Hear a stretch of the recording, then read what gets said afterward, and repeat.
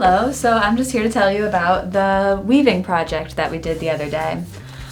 So we made these cardboard looms and we made sure that we had an uneven amount of holes in it, or slits, and we wound our yarn around it, and then we took some yarn and we just start going over and under, over and under, until we get a good amount of circle, and then you can take it off the loom and make it into a little yarn bowl.